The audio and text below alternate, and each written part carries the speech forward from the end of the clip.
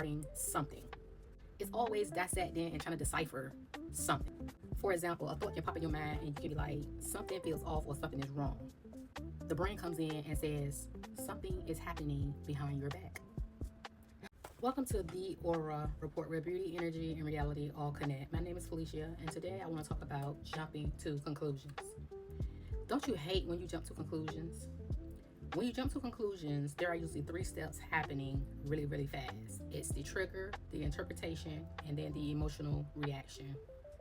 To keep your peace and to hold your peace, peace lives right in that space between interpretation and reaction.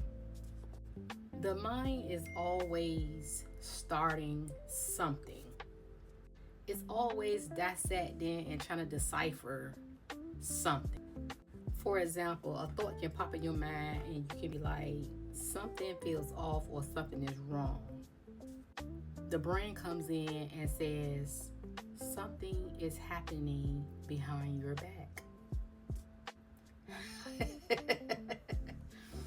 So I'm going to give you 5 practical tools that you can use to work with when you feel the urge or need to jump to conclusions. This is going to take practice. Rome wasn't built overnight. So let's slow it down and listen carefully. The first practical tool I'm going to give you is train yourself to pause at the first sentence and label it. Like I said, it's going to take practice because normally when you jump into conclusions, like I said in the beginning, it's something that's taking place really, really, really fast.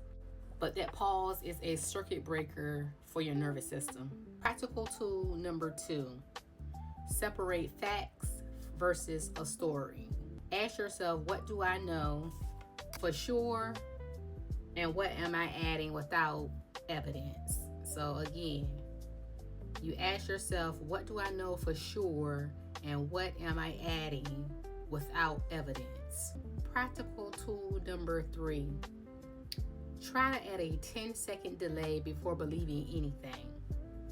Try to add a 10-second delay before believing anything.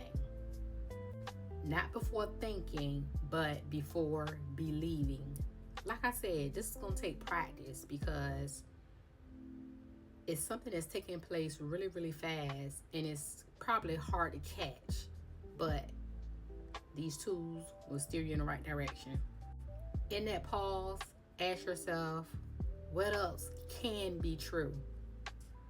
Practical tool number 4, regulate your body first, not the thought. And that always points back to your nervous system.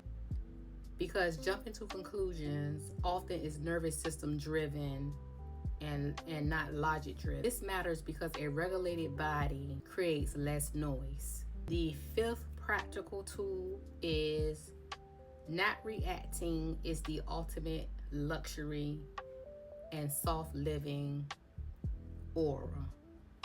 Let me say that again. Not reacting is the ultimate luxury of soft living. It's about having the space to observe before you react. So one last grounding phrase you can use, and you can reuse it over and over again. Pick one and use it when you feel yourself jump into conclusions. The first one is, I don't have the full story yet. I don't have the full story yet. Like I said, these practical tools and information is going to take time because it can be new. And sometimes you never really thought of it like, what's all into jumping to conclusions? But yeah, you said to yourself, I don't have the full story yet.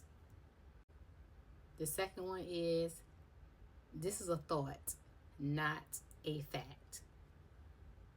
Sometimes you just got to allow reality to reveal itself.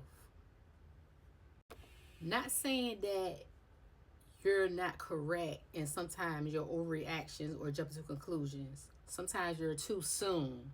But if we are the girlies that's mastering our emotions and living a soft life for real in our nervous system, regulating, and all of the things, sometimes you gotta allow reality to just reveal itself. Peace isn't the absence of fast thoughts.